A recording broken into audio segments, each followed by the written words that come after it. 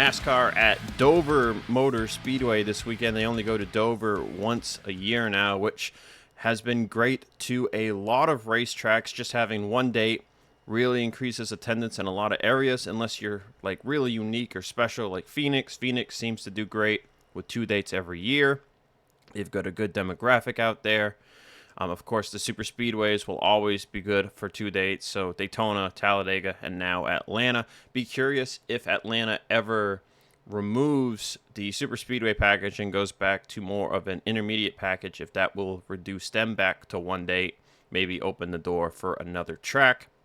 Speaking of scheduling, it's been pretty much all but confirmed that Mexico will not be back, but it has been confirmed that the Chicago Street Course will not be back. So now the very spread rumor is we're getting a San Diego Street Course, which, funny enough, there was a podcast or interview that talked about the layout, and they're missing a decimal point somewhere, because they said the race would be 250 miles and 20 laps. So something ain't right there, because that would be a 12-mile track, and that would be longer than that would be like right on the Nürburgring. So I don't think that's happening.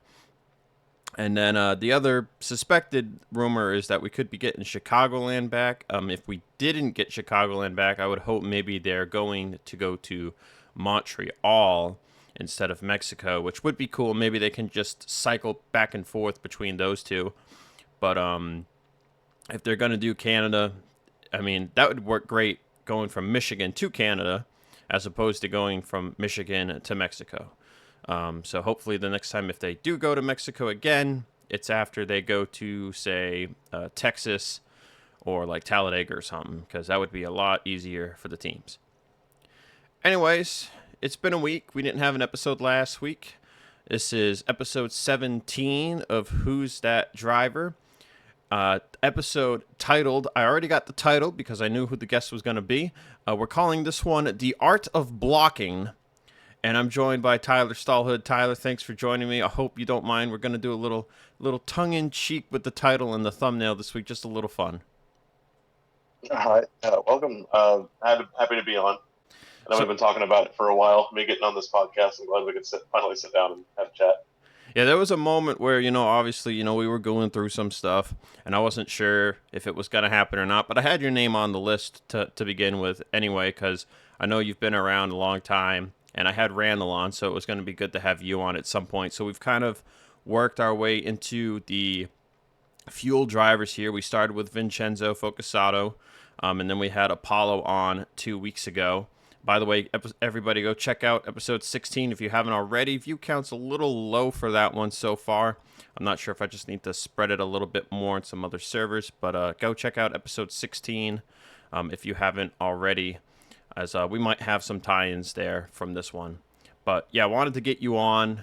I've known you for longer than the second iteration of Fuel has been around. At least I knew who you were.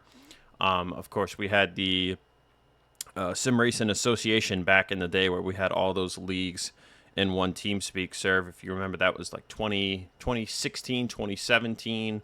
And I forget if it lasted much longer past like 2018 or 19. But I think by that point, you had made your way kind of out of the community to focus on real life stuff. Yeah, it was around 2016, 2017 when all that was going on. And to reiterate that I stepped away from the community for some real life things.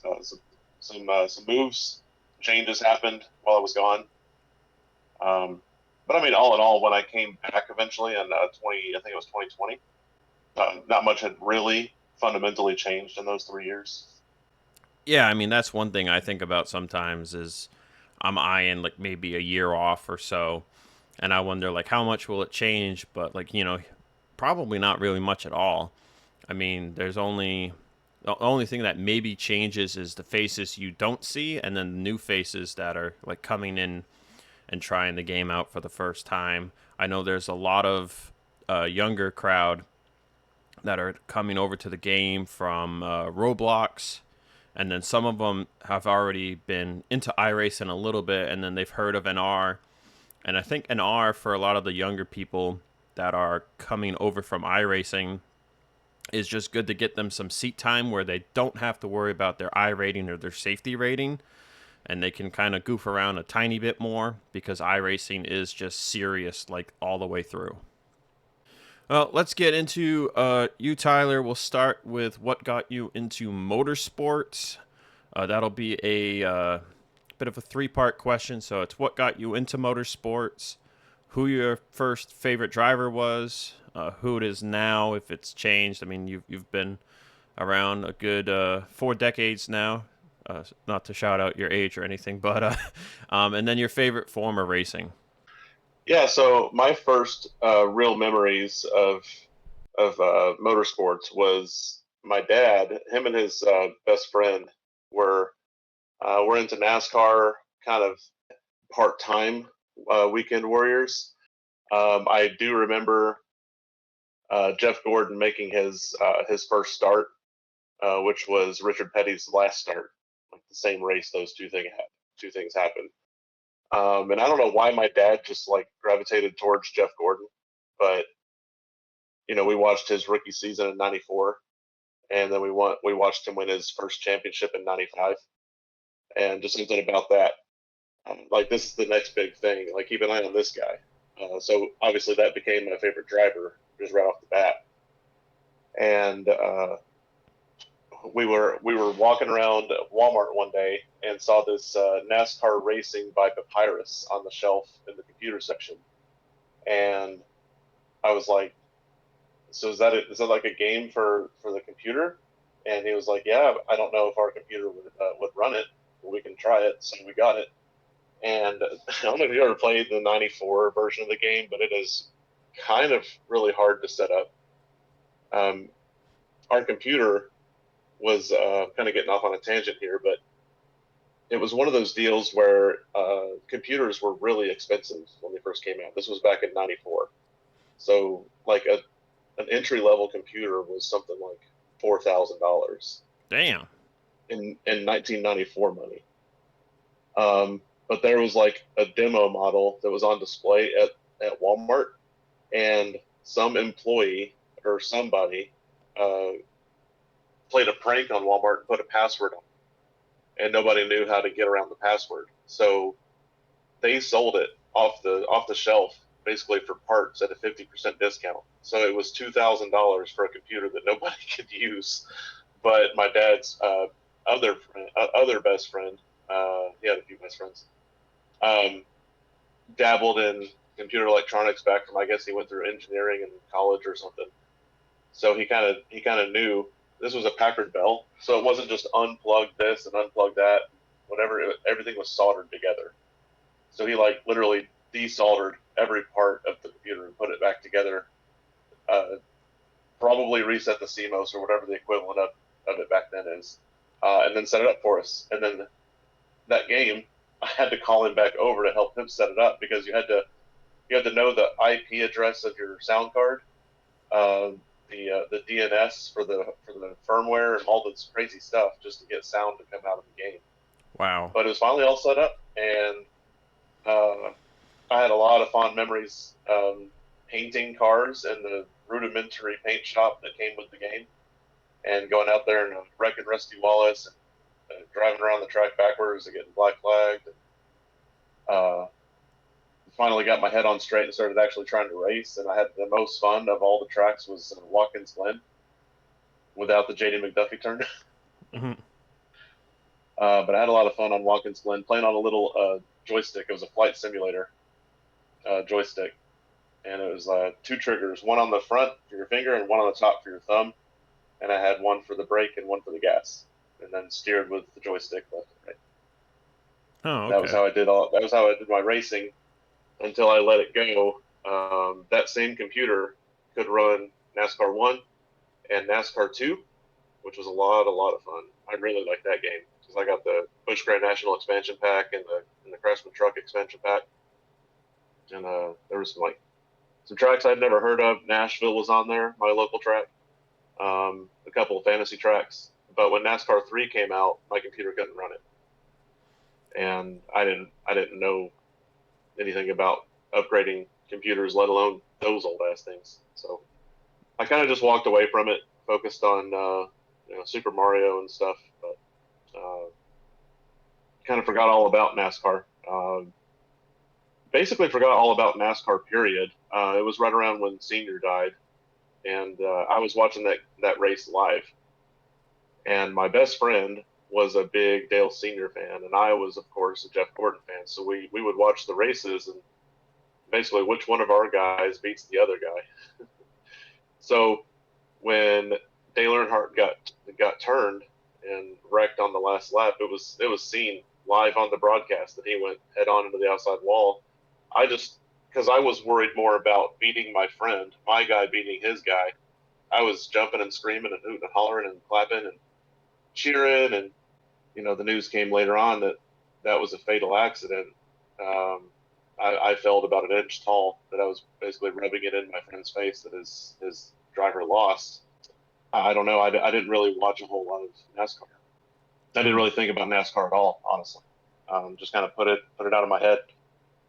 And it was about 10 years later, I heard about Trevor Main winning the 500. And it was like the same Cinderella story that kind of Jeff Gordon was. Like, we watched this guy make his first start. Richard Petty retired the same race, won his rookie season, won the championship the next year. I was like, man, I wonder if this Trevor Bayne kid could do anything like that. So I started keeping an eye on NASCAR. Of course, Trevor Bayne ended up not doing a whole lot, but it got me back in to the sport. And then later that season, I want to say something was going on with Jeff Gordon and maybe Clint Boyer. Was that 2011? That was 2012. Gordon and Boyer got into it. They were getting into it a little bit here and there early in the year, and then Gordon intentionally wrecked Boyer in the penultimate race in 2012 at Phoenix, which basically took Boyer out of championship range because Boyer was racing for the title.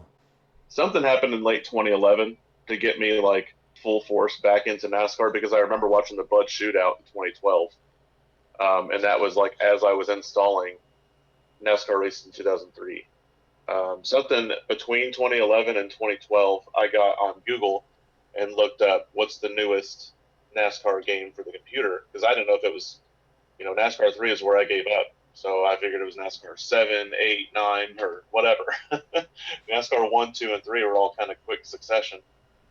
So I assumed it was still being made, and they were like way off in the close to the double digits. I didn't know that they stopped making them in 2003. But I found this Reddit community, r/Inter2003, and there's a guy on there, Jared Carr, I think, made a post about how to install NASCAR Racing 2003 season in 2012 or 2011 or whatever it was, and like how to get it up to modern standards and games, tracks and cars and all that. And like car modding, like adding mods to the game, adding tracks to the game was something I was not familiar with NASCAR 2. It installed with a CD, and that's how whatever came on the CD is what you had.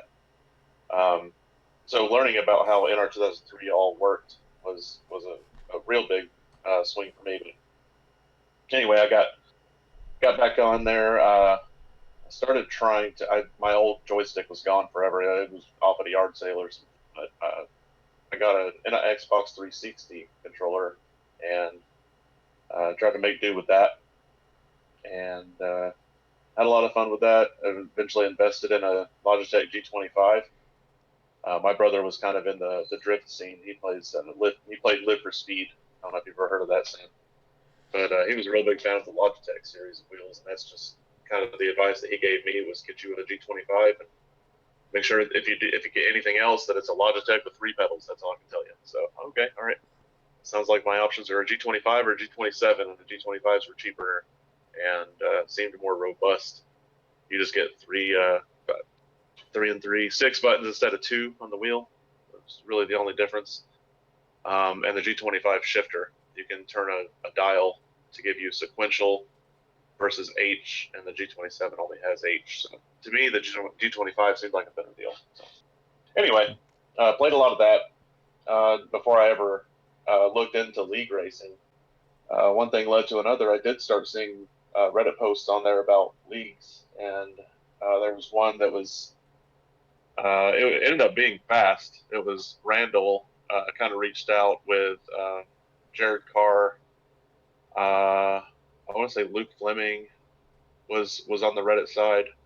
There were a few people on the Reddit side. Steve Burns, Charles Couts, and they wanted their little Reddit racing league experiment to have some actual weight. So they hooked up with Fast, and Fast basically made a new series of their league just for the Reddit people, and it was the Reddit Merca series that raced on Friday nights.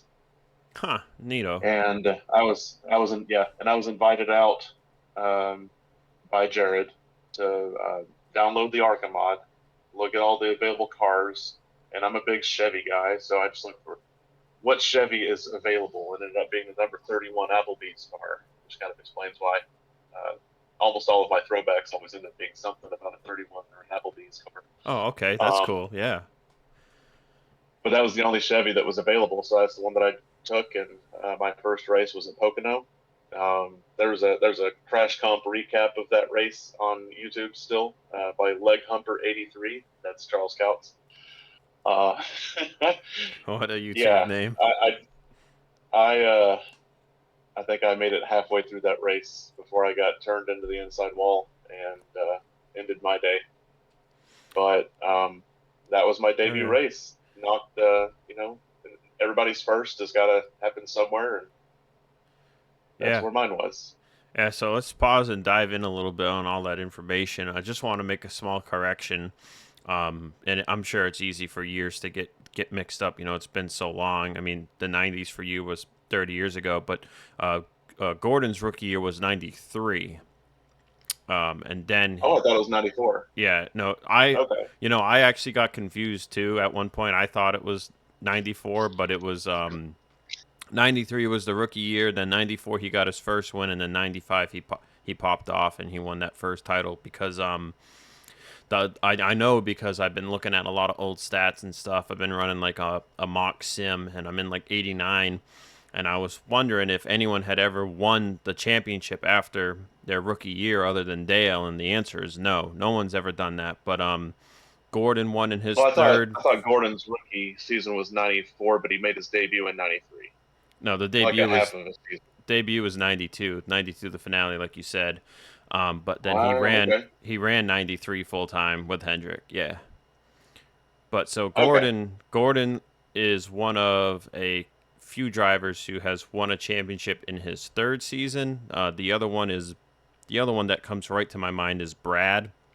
Brad won his first championship in his third full-time year. And then there's a few others, but I can't recall them off the rip. But so Pocono is quite the track to make your debut at. That was with the G25, you said.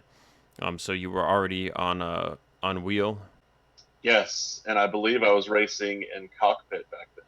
Oh boy. Yeah, so I was a weapon for sure. Still am. Oh well, it is what it is. It is what it is. We can all be weapons at times. I mean, I can be quite the weapon myself if someone doesn't know what's about to hit them. Hey, when in Rome. But okay, so you ran Pocono, so you're running the Reddit League. Did your first league win come in that league, or did it come somewhere else? My first online win was at Fast, but it was in a different series. The Reddit series was only a one-season deal, just to kind of get everybody acquainted, and moved on up into the normal Fast series. So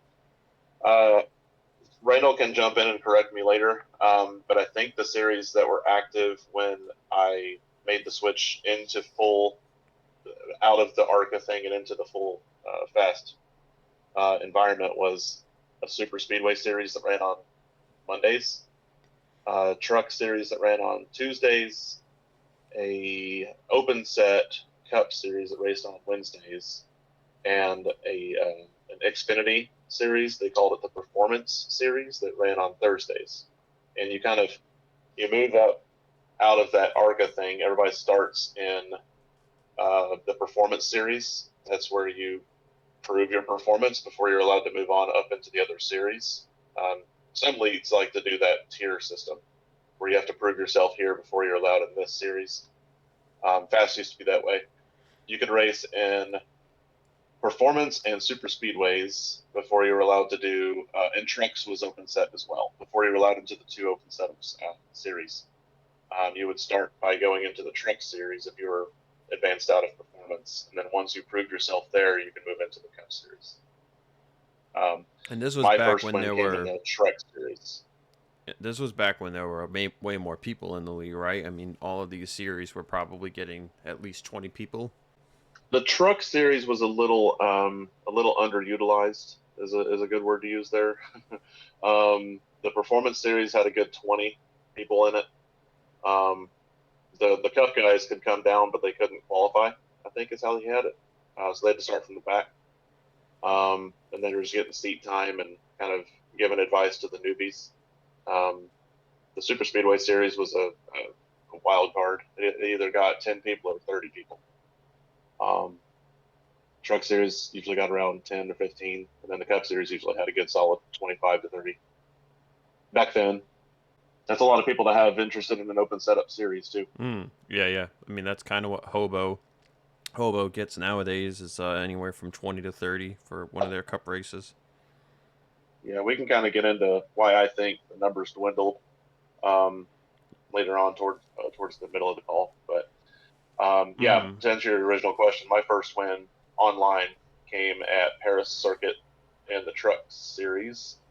I was racing behind Joseph Weaver and Randall Coleman when we took the white flag, and I felt like I had the setup to beat, but I could not find for the life of me a way around Weaver and Randall. But the white flag being what it is, you kind of, all hope is off at that point. So I just didn't lift. And I gave Weaver a bump draft on the backstretch, and that got him the speed he needed to get to the inside of Randall, entering turn 3. And I did not lift behind him, and I gave him a bump draft in the corner, as you're not supposed to do, which I found out that you're not supposed to do. And he took it well, but he got a little loose, and he washed up into Randall, and the two of them getting cleaned out is what led to me taking the checker flag, and I felt pretty dirty about it. But they didn't do penalties back then? That was my first one. No penalties came from that, just some hurt feelings. Oh, wow. Okay. Yep. What would you say one thing you struggled with was when you started out, as opposed to maybe what you struggle with now? One thing I struggled with back then was I had never really raced or played any online game with a group of people. I was never in like COD lobbies or even LAN parties back in the old console days. I never really did any of that stuff. So this racing online at Fast was my first experiment with playing online with people. So you had to kind of learn like what the online social interactions were like? Yeah, exactly. And there's always weird characters that kind of pop in and out. We had a few of those back then. I was, I guess, one of those too. Especially coming from Reddit. Most of us Reddit folks were pretty goofy. Oh, I bet. But the fast league people, they were really gracious hosts. They took us in. They taught us the ropes. Some of us went on to do great things. Davey Hazard, he came from Reddit, and he went on to be one of the superpowers of Fast. Tommy Bordeaux, he came on. Well, Kurt Montgomery is what he went by back then, but he actually came on a little bit later. But he was from the Reddit side as well. Okay. Was there anybody in the league that really stuck out to you as like a mentor that really like helped you out with some tips and stuff? Honestly, when I joined, I didn't know a whole lot about Jared or the climate or the politics at the head of the brass at fast. But I saw Jared as a mentor because he's the one that kind of like taught me what to do and how to get in. You know, he was my tour guide, if you will. So him, and also Conrad Phobel, which is a name that some people I might have just dug up some long-term memories for people. That one. But he had some good tips and tricks. He was on controller, but he had some insights to what a new person should be trying to do, and he was always the one to tell you to save your tires, back up your corners, go in slow to exit fast. Jared did the same thing. He actually, when that Reddit Arca series ended, they filled that Friday night slot with a short track series, and that was for everybody. It wasn't just for Reddit people. But Jared was the head admin of that series, and he taught everybody in the server how to race short tracks. It was on the the original Cup series with whatever templates you wanted to bring in. Austin Hakes, this is where I started to get to know him. He raced with a Nissan Skyline GTR template. Nice. So that was really fun. That was my first introduction to like the weird shit that you can put in this game, like a Nissan Skyline on a NASCAR game. Yeah, there's all kinds of goofy templates out there. I mean, there's a Jeep Grand Cherokee templates that are out there. They look awful, but they're out there.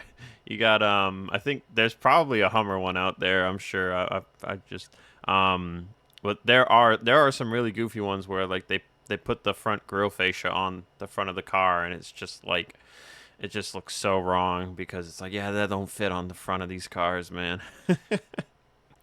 There are some newer ones. I'm trying to remember the name. Trying to remember the name of the guy that actually used that Jeep Grand Cherokee at Fast. It was his 00 car. There are some newer ones like for like the Cup 22 mod. There's like there's a Bugatti one that like kind of works at the front but doesn't really work at the back.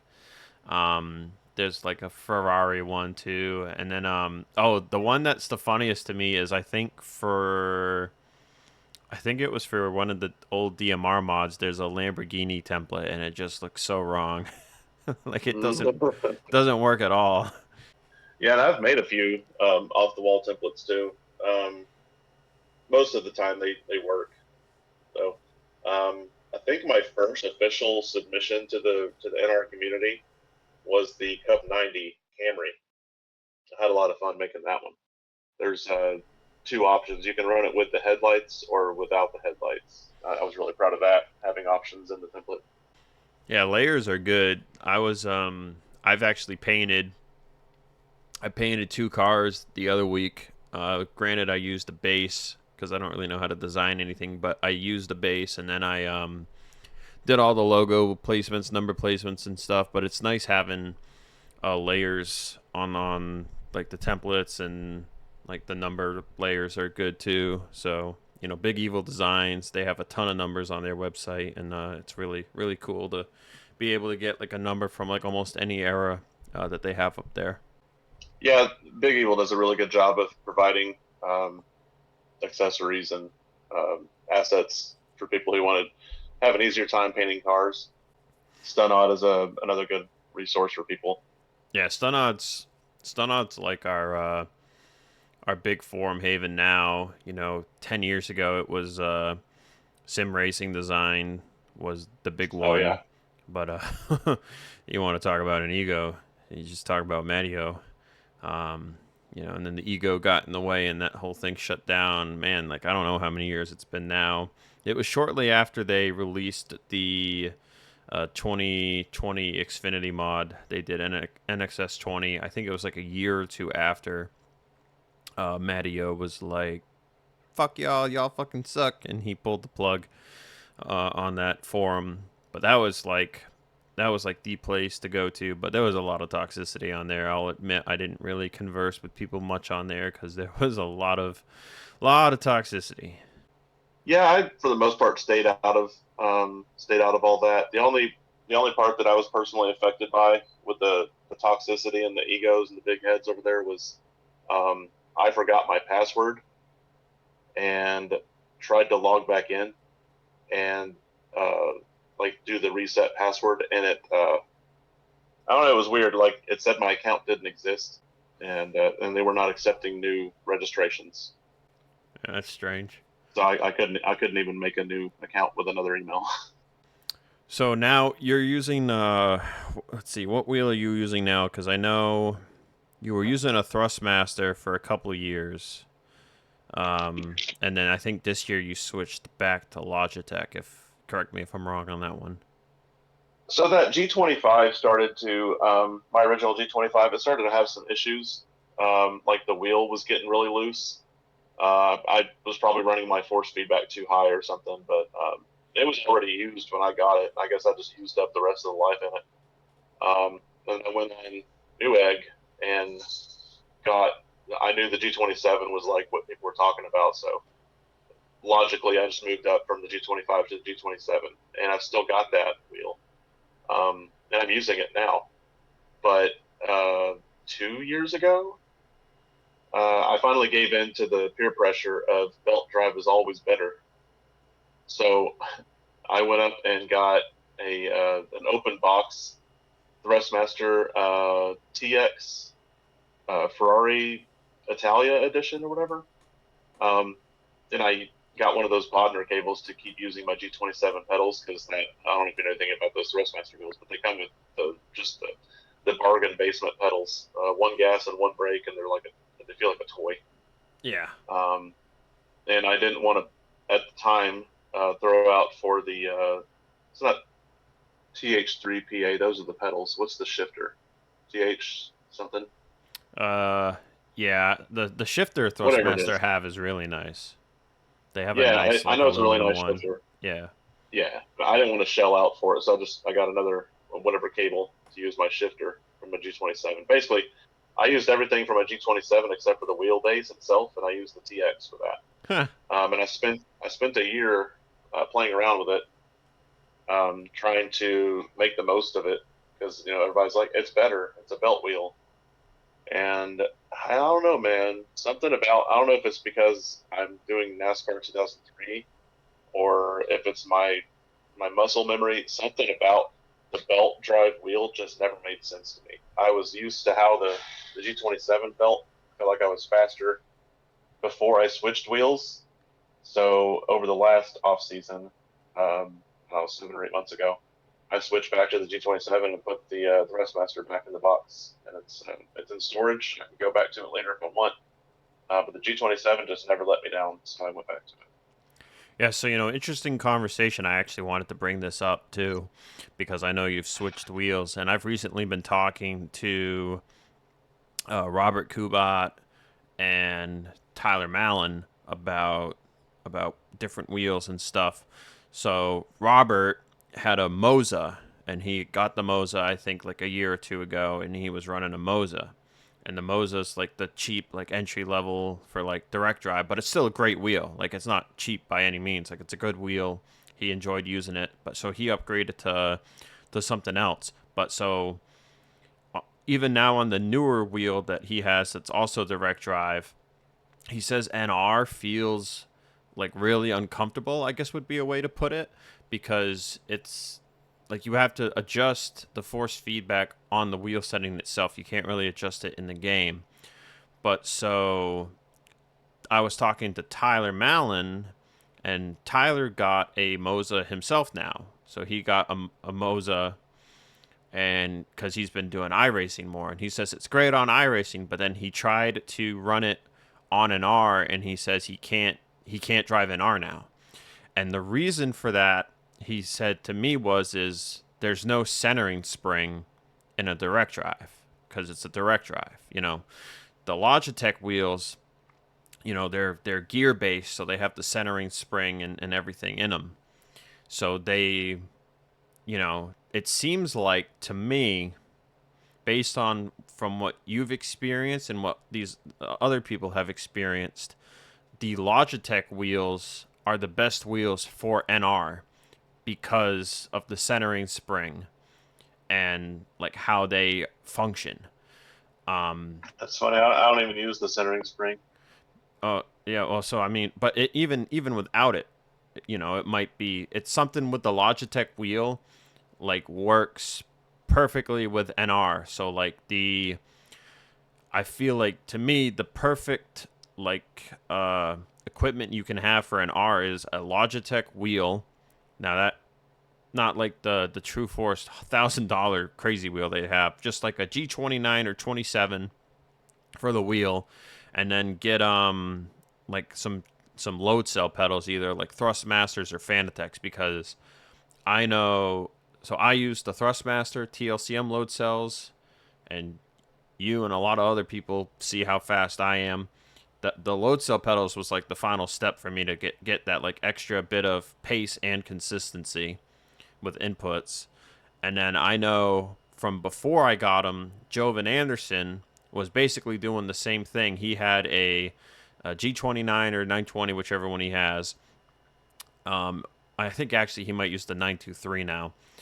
But anyway, so he had a Logitech wheel, and he uses like the Fanatec V3 Club Sport pedals, which are also load cell pedals. He preferred those over the Thrustmaster ones after trying the Thrustmaster ones.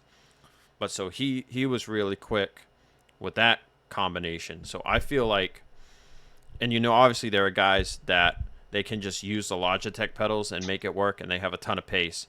But I feel like that is like the combo to go to, because I do know some other guys that would also use load cell pedals. I don't know if they had a Logitech wheel or they had the Thrustmaster wheel, but like for the most part, all of the fast people I know right now are using a Logitech for at least the wheel. So I feel like it's something with the gear based setting of the G29 and the 27 and 25s. Even Momos, the people used to praise the Momos, right? There's something with that style mechanic of wheel works perfect for an R, and the other stuff, like Robert was running Sonoma Sunday with his wheel, and he was running like he could barely even run like a 118, and he said he couldn't even really get like a good feel of it in an R. But on iRacing, the wheel works fantastic. Yeah, so that's another thing. If I ever make the switch to iRacing for real, actually the last time I was on iRacing, I did have the belt wheel, and it felt fine over on iRacing. It didn't feel bad on NR. I felt like I wasn't as smooth somehow, and it kind of felt dead at times. But on iRacing, it felt fine. If I do end up switching back to iRacing, I'm probably going to have a heart-to-heart with myself about whether I'm keeping the G27 or switch to belt drive again and try to make it work again. Doing a hybrid NR slash iRacing build is, I think, going to be a challenge. It'd have to be kind of fully switched from one to the other. Yeah, I mean, and that's that. I remember hearing that years ago. I remember hearing through the grapevine that I forget if it was Kevin McAdams had said it himself or if somebody else in that group had said it, but they had said you can't be really good at both at the same time unless you're just like a freak of nature like Brandon Hawken. Like Brandon can come out and run like one random road course on an R, and he'll still be like the guy to beat because he's just that good on the road course. But like other people might try to come back to an R and they might not fare as well. Like I remember we were running Melon Car a couple of years ago at Homestead, and Cosman came out to run a race, and I don't think he had touched the game racing wise for maybe like a year or two. He was doing iRacing, and he was still really good and he was competitive, but like he wasn't. I don't know if we had finally gotten better, or if it was just like going back to something he hadn't touched in 2 years and being used to iRacing, if that maybe played a factor or not. But I think definitely you can't, regardless of that situation, you can't be. It's going to be really hard to be fantastic at both at the same time. At least, yeah, there's some people that can do it, but I think for the most part, you're right. It's kind of dedicate to the one or the other. at least maybe with the same wheel. Like so, Tyler was saying he still has his Logitech wheel that he will use for an R, but he probably he won't use the Moza for an R because it operates so differently. So like you have to have Yeah. two different bikes to run each game. And now I don't think that's the case with like Brandon. I don't think Brandon like kept the wheel for just an R. I think he's just that good. But I know from the little bit of iRacing I did run back in 2018, 2019, I was using the same wheel I'm running now. And, it felt fine. I think the bigger thing for me back then was, like, just cockpit. Like, I was not used to cockpit because I always ran roof on an R. Yeah, that would sound about right, because I think Austin Hakes had the same deal. He kind of moved on to iRacing, and he would come back to NR. Don't get me wrong, he would be fast, but he was not like superstar fast like he was before he went to iRacing. So I think to a point you kind of unlearn some bad habits from NR when you get into iRacing and start doing well over there. And when you get a wild hair and you want to come back for a one-off in NR, you're kind of like, oh, what were those bad habits that I need to know now? Yeah, I think one big difference, at least from what I've seen of the streams I watch, is a lot of the cars in iRacing, they accelerate perfectly fine at half throttle. On an R, that is not the case. Like, you cannot be half throttle and the car will accelerate almost as quickly as it does at full throttle. You know what I'm saying? Like you need to roll into the throttle more on iRacing. You can't be full throttle. Like if you took like the Gen 4 cars up, it's vastly different on iRacing than it is on NR compared to like NR Cup physics. But so I was watching David Shieldhouse run Sonoma in the Gen 4 car one night this week, and you couldn't even really get all the way on the gas on the straightaways. It has so much horsepower on iRacing. On an R, I guess it depends on the car, because I did all of my stuff on iRacing recently on the Xfinity car, and yeah. It was like a boat. Yeah, well, so yeah, I think it depends on the car, but like I think the point I'm getting at is like a lot more cars on iRacing, you have to really roll into the throttle or wait until you're on the straightaway. On an R, we lift, we go into the turn at Texas, and we smash the gas, and we come right off the corner. And now that could also be a bit of some of these new tracks are more gripped up, but even like a game track, like game track Atlanta, an open setup, like I can, with my loose ass setup, I can lift for the corner, and then like once I'm like past the apex in the middle of 1 and 2, I can just slam on the gas, and then I just have to steer it off the corner. Like if I tried to do that in iRacing, I'd self spin. Like you can't drive it the same. You can't be as aggressive with the throttle input, and even the brake input too. Like I watch a lot of guys' inputs when they play iRacing, and they're like barely pressing the brake. As far as like the 0 to 100% like input goes, like on an R you have to use more brake and you have to use more throttle. On iRacing it's like less of each, so it's like I think requires more precision than an R. Like obviously precision is big for an R to its own degree, but I feel like iRacing it's a lot more different. So that would make sense, yeah. But so let's continue with your NR history here. So, at what point did the FRL kind of come into play? Yeah, so that was a long time coming kind of project, but kind of picking up from my first win in the truck series. That was like my first boost of confidence that like, hey, maybe I do have a place here doing this game and playing with these guys. And I think the next year, let me back up just a second. I was actually driving for Randall's team when I won that truck race, kind of. So remember back when Hendrick and Stuart Haas were an alliance, and it was basically like instead of just 4 Hendrick cars, there were 8. Okay, yeah, I actually didn't. I don't vaguely remember that. Yeah. That was kind of what Randall. There was a limit of 5 cars per team, and one of them had to be part-time. So effectively, there were 4 full-time cars per team. Well, he had Demario Chambers run another team, but kind of like in alliance with Randall. And they all ran Rev setups. They all drafted together. And if you were on DCR, you were basically on Rev. You just weren't in the core Rev chat, whatever. Mm-hmm. So I was driving for DCR, and it was kind of like, well, we need to get you proved up through the truck series so you can start running Cup with us. And winning that truck race kind of sort of proved me for a Cup, but not for the team. You caused Randall to wreck out. So I don't know. They didn't come out right out and say it, but I was kind of like black sheep at that point. But I started talking more to Zach Krastowski, who kind of came in with me during Reddit, and we formed our own team, kind of that same season. And then the next year we did Toyota, and we were like on Cup then. Me and Zach and who all was with me? We were the Joe Gibbs knockoff team. So it was me in the 20.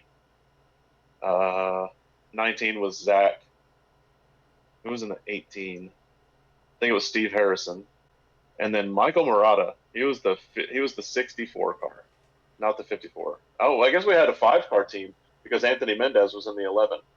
So we had 5 cars on our team. I guess it was Steve Harrison that was the part-timer. Anyway, so it was a big deal for us to come forward as a new team. And Toyota didn't really have a presence until that year. So we did that. It was fun, but none of us really did all that well. Me and Zach both made the chase, but we didn't go very far in the chase. I think we both made it to the top 8. Then the next year, or the next season, this is not all years, it's a season. I think seasons were like 6 months long or something, but we joined forces with Davey, PTR, Primetime Racing. Mm-hmm. And it was Davey and I think Weaver, Brandon Hawken, and I want to say Joey Fulford, or Stefano. He went by Joey Fulford back then. I think that was who PTR was. But we kind of joined forces and did this Dodge Dart. I love that car, man. It was so hot. I think Davey wanted us to do the BMW M5, but we did the Dart instead. And the first race was at Under Armour, and that was like our first race as a big team. And it was kind of like whoever was leading at the white flag or 5 to go or whatever, we're just going to push that guy. Whoever that guy is up front, we're going to push him. We're going to win. We're going to win this first race. And I happened to be the one in front. It was Brandon behind me and Davey behind him, and they stuck with me and they pushed me to the win. So that was my first Cup win and my first online win that I could really feel good about. That was the team coming together and getting the job done. So that's the first one that I really felt good about. Okay, so this was 2015, I assume, since the Dart template was out, or was it 2014? I forget what year the Dart template was officially a thing. This was 2015. Yeah, okay. Or was it 2016? I think it was 2016. There were 2. I think someone made one in 2015, and then another one came out in 2016. Because I think I didn't keep really good records of my achievements, but I think it was 2016. Okay, well, because I know there are 2 different Dodge Dart templates for the Bullring mods. Armory Digital did one, and then Big Evil did one. So they both had their own Dart templates. They came out, I think, around the same year, but they came out at different times, I want to say. Nope. The only screenshot I have of a win is when I won in I don't even remember running this car, but it was a number 7 Ray Bestis Underbird and Aero 88. I won at Coca-Cola. Huh. Anyways. So when did what started the FRL? The discourse? What was the drama starter, the fire starter? Yeah, so Randall's a good dude. He's a real good dude. Me and him get along great now. But there was a time where I don't know, man. Something about his attitude just didn't jive, with some of us, and we were kind of like talking smack. We had this Facebook. This is before Discord was really a big thing. We had this Facebook Messenger group chat. Yep. Called the RTA, the Race Team Alliance, and we would all just talk. It's like off chat in Discord now, off topic chat. It was just all day long, bing, bing, bing, phone going off. But we would just be talking, and Randall would drop in, and he'd have some like super serious thing to say, and we're like, yeah, whatever. We kind of made a separate group chat and started talking, and we were like, what if we just like made our own league? Like, what would stop us from doing that? And Cole Grinsteiner, he was just a kind of a character. He's still kind of around a little bit, but not. He doesn't race. But he took the bull by the horns and he said, I'll make the league. I'll be the owner.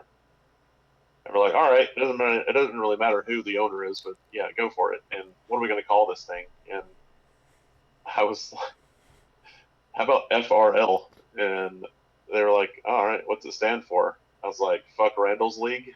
And then they're like, okay, I like that. I like FRL. Now, what's it really stand for?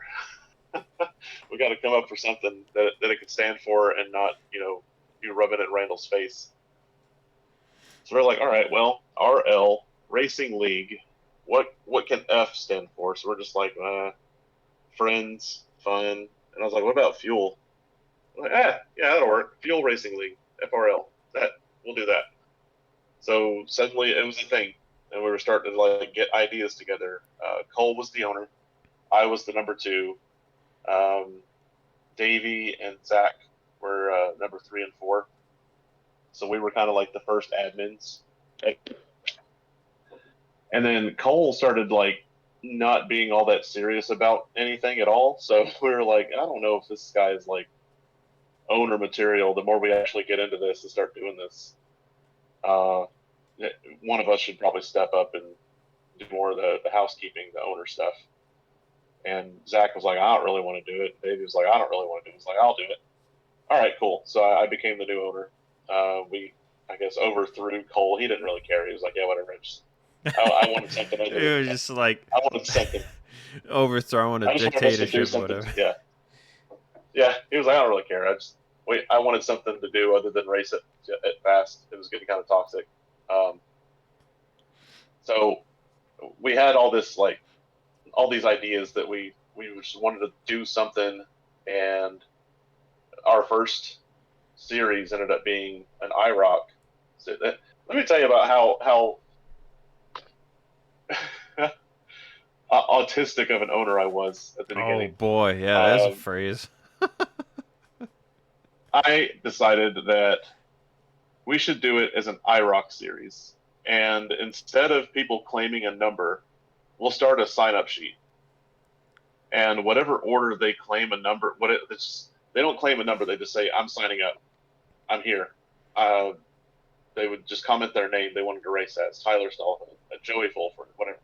And whatever order they signed up in is what number they got. And people figured out the pattern, and Randall got in on it, and he was like, well, I want to be number 24, so I'm going to wait until 23 other people sign up, and then I'm going to put my name up, and then I'll be number 24. Mm-hmm. And then, there was some confusion. Somebody dropped out, so Randall got dropped to number 23, and he was like, no, I want the 24. And things just kind of fell apart from there, and I was, you know what, I'm just going to assign numbers to people. But I've only got 24 cars. I already had the cars painted. And they were all painted and numbered and already a car pack. I just needed to plug people's names onto the numbers that I painted, 1 through 24. And our first series was 10 race. Our first season was 10 races. The very first race was at the Daytona road course, Daytona RC FRL, I think it's ironically the version that we ran. And it was a good race. It was fun. People had fun. Got a lot of feedback for the weird assigned car set thing. People wanted to do it again, but they wanted to claim their own number. And people weren't too crazy about it was the Budweiser 1990 ARCA series, ARCA mod. And people weren't too crazy about that. So I think we went to Gen 6 BR 15 after that. And I don't really remember at what point we introduced another series, but we had a Fuel Super Speedway series that kind of came alive, and Yep. that used the original Cup mod. I won one of I think it those used the original races. Cup mod. It might have been Cup 2000 at the beginning, I but think I think I it ended think up there being the original Cup was, mod. yeah, not to talk over you. I think there was a Cup 2000 season, I want to say, because I remember it was either yeah, I think it was Cup 2000 because I remember I won in a Red Skull 33 car at Pensacola one year. Nice. We did a few things. Um, I was working third shift at Nissan at the time, so a lot of my free time, like I would get home from work at 6:45 ish, 7 ish in the morning, and not really be tired yet. So I would just kind of do a bunch of random stuff until I got sleepy, and then I would go to sleep, and then I would wake up and eat dinner, and then go to work. And I would get home. My girlfriend that I was living with, um, it was starting to take a toll on her that that's all I was doing. As I was working third shift, coming home, not being sleepy, staying up till 9:30, 10, 10:30, going to bed, and waking up basically right before just enough time for us to eat dinner together, and then I go to work. That was all I was seeing of her for 5 days a week, Oh, and it was hard on her, and it was, I guess, reckless of me to just be either playing NR or sleeping or eating or working. So things were pretty tense for us. And the weekends, we're just like spending the whole weekend catching up on not seeing each other for the week, uh, chores piling up, laundry piling up, not really going out on dates, just kind of existing, kind of like roommates. And one thing led to another, and she was like, you're racing too much. Uh, you're not really spending time with me. I don't know how much longer I can do this. So I started cutting back on my racing so I could have some. I would actually go to bed and wake up with a decent time to do some, hanging out with her before going to work, rather than trying to race 5 nights a week. It was just a lot. It was a big mess. So so yeah. that worked for a Anyway, little bit. That worked for a little bit, and ended up getting back into it a little too heavy. The fuel didn't help. I was racing 3 nights a week at fuel, to two or three nights at fast, and just spending way too much time playing the game. And we ended up not working out, and I had to pack all my stuff up and get into an apartment. And just through the whole mess of breaking up and not having like a stable kind of thing, moving into the apartment, having noise being a factor. I didn't really race. I didn't race the whole time I lived in that apartment. Um, Fuel, I was the owner, and I ended up being a silent owner. And I got a text probably 2 months into the apartment from Zach that, man, we can't do this without a stable owner, and you're not around, and you're not really answering texts in a timely manner. So we're gonna have to take over ownership from here and let you figure out life, and come back and race with us when you want or whatever. Take care of yourself. Bye. Well, I totally deserved it. I was not pulling my weight, and they could do better without me. So they did. They took over. They ran things pretty well. The best of my recollection, they ended up hooking up with either FTF or some league had started to fracture. They ended up converting fuel into half of a USORL new league. yeah, I don't And think they kept the fuel. it wasn't FTF. I had to be some other league, but yeah, I remember they rebranded. Yeah, they kind of merged with whatever. And they kept the fuel name alive as a Super Speedway series. So it's just the Fuel Super Speedway series presented by USORL or whatever. And we even had a website back when I was the owner. It was racefuel.net. I think it's what racefuel.org or racefuel.net or .com or whatever. And they were keeping, Zach Krastowski was doing a really good job keeping bookkeeping available online for people. This was before Google Sheets was really used by leagues to keep up with stuff, so it was all posted to a website. And I guess when they merged everything over to USRL, they let that domain die, and now it's already owned by another fuel racing league that came into existence. Yeah, Give there's them an a shout out. iRacing Yeah, fuel league. Yeah. yeah. A few of our friends race over there, Yep. Yeah, Robert but it races over there. yeah.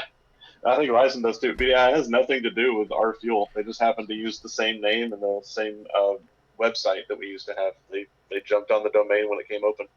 Yeah, so funny thing about the fuel league, I learned about it in Robert's Discord one day cuz there was a Wednesday, I think this was like a couple of months ago this year. There was a Wednesday they were like Robert's like, "Oh, you guys racing fuel tonight?" And everyone's like, "Yeah, we're racing fuel tonight." And I'm just thinking, I'm like, "What? They're racing fuel?" I'm like, "I thought we were done with fuel." And then I'm like, "What do you mean y'all are racing fuel?" And they're like, "Oh, iRacing fuel." And I was like, "Oh, Yeah. there's an iRacing fuel. Okay. I thought y'all were talking about NR fuel." And they were like, "No, fuck that." And I was like, "Okay, we don't have to go that far, but all right." I don't think they actually said that, but just for the Well, joke. I But eventually did. I eventually did move out of the apartment and into a house, and I got my racing rig set back up and mhm. knocked the rust off, and got Yeah, back into the leagues that I knew of and were still a thing. Um, yeah, we met I at got into ISRL first, if you recall. I think it was it 2022, late 2022, I think it was. yeah, but this is even before then. I got into fast and hobo. I joined hobo because fast didn't really do any open setup racing. Um, Yeah, they switched to fixed because Brandon was yeah, winning and too much. yeah, I guess we can touch on that really quick. When I first was around fast, Adam Sweet and Austin Hakes and I think Corbin Huffman, but mostly Adam Sweet was just cakewalking Yeah, the field. Everybody was starting to get really pissed that they weren't winning races, and he was kind of boisterous about it too, like skill issue, get on my level kind of thing. uh, Um, poking the bull. so people were not too pleased to be racing with him, and I think that started to kill numbers a little bit. Then he kind of saw himself out, and we had a little honeymoon period with no one person really dominating, and then Brendan Hawken came in, and you may recall that I was kind of teamed up with him, so I didn't see him the way other people did. When he was doing good, I was like, hell yeah, the team's doing great, dodge dart for the win, whatever. But in reality, he was starting to really rub people the wrong way, and it was really one of the nicest dudes you'll ever talk to Oh yeah, or meet, and Brandon's. he's an open book too. He's like, all right, well, if you're having trouble with the entry, then just loosen up the entry or tighten up the entry, and then kind of work your way through the corner. If you fix the entry, you'll fix your middle, and if you fix your middle, you'll fix your exit. Kind of helping people understand. But they, even with the help, people still couldn't beat him. So they're just like, I hate this guy. And I don't remember if he was in on the notepad thing, but somebody figured out that you could go into notepad, and if you could find where the 55% grill tape setting is if you open up your I setup think that in was just notepad, Tyler. I you wouldn't could think Brandon change would that. do that.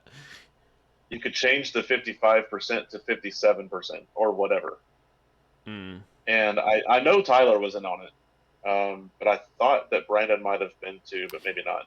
I don't. I wouldn't think so. I think Randall might have But I do probably I do told me. I remember think it that was just somebody Malin.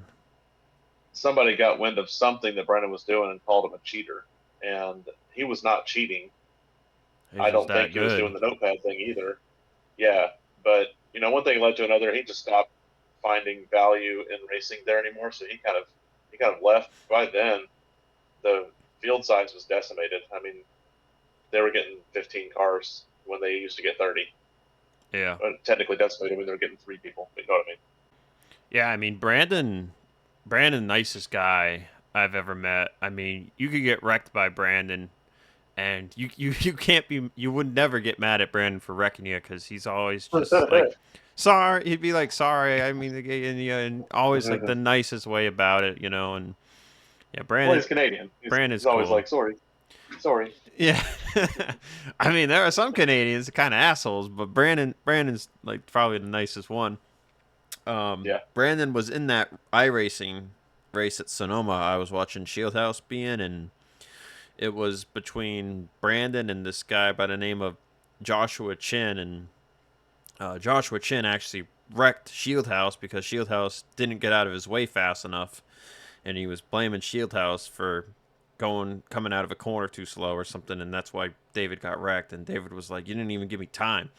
But so anyway, Brandon ended up overcutting Chin by 3 laps, and he ended up winning by like a second and a half. But it was basically between those two guys. But so like Brandon's so damn good, and he's doing the real life racing stuff now, and he's just got a great attitude. I remember.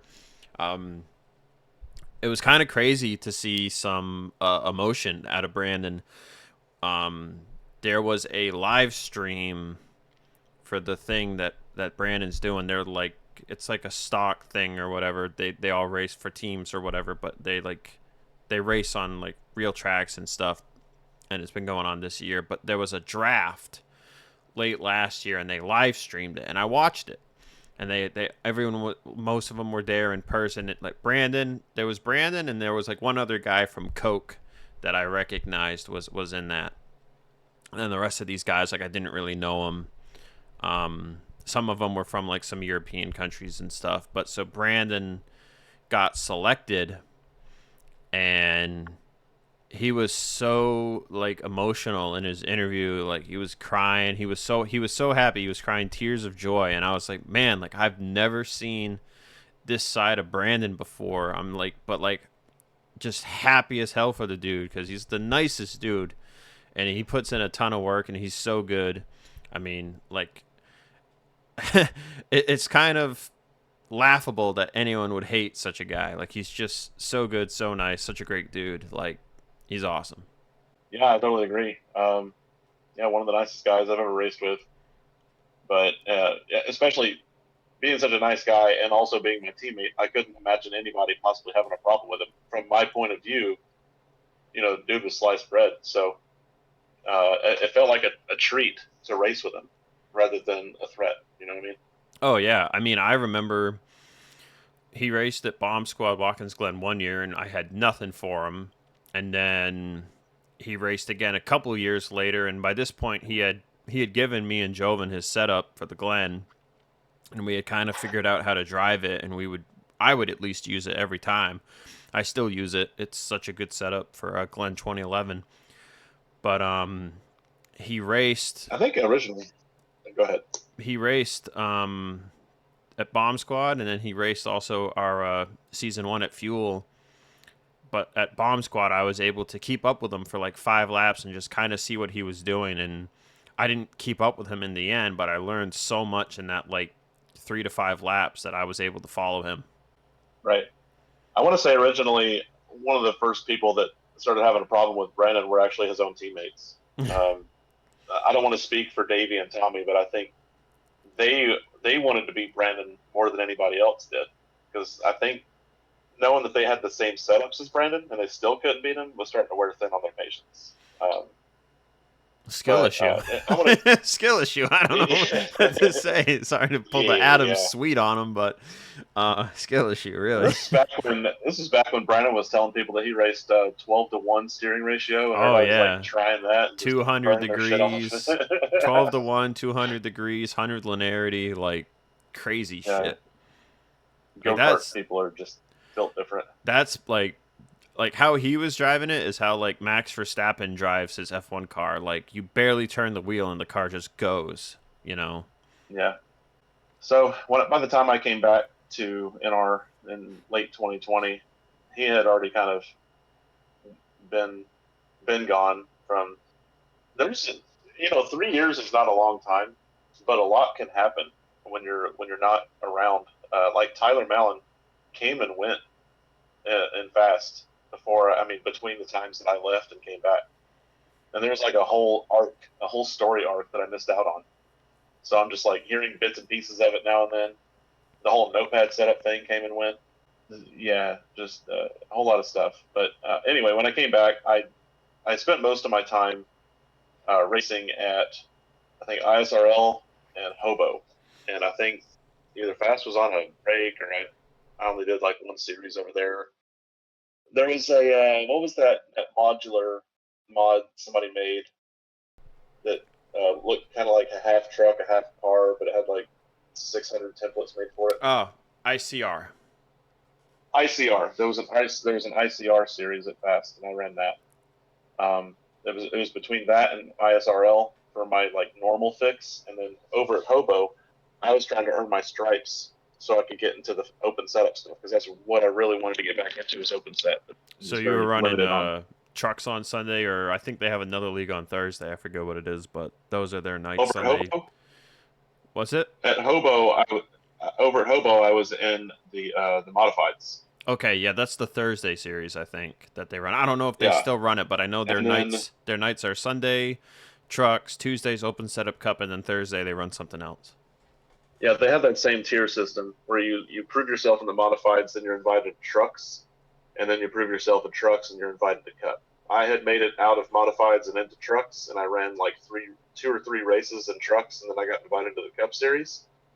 And at that point, I had already been dating a new girl, and I was doing the same old shit that I was doing to my ex-girlfriend. I was spending too much time playing the game and not enough time with her. Now I wasn't working third shift anymore, so it was easier for me to actually have time to spend with people, but I was still choosing the game over her. And this girl was special. I mean, she's my wife now, but Mm-hmm. back then I was kind of taking her for granted, and I wasn't spending enough You time were making away the from the same games. mistakes. Yep.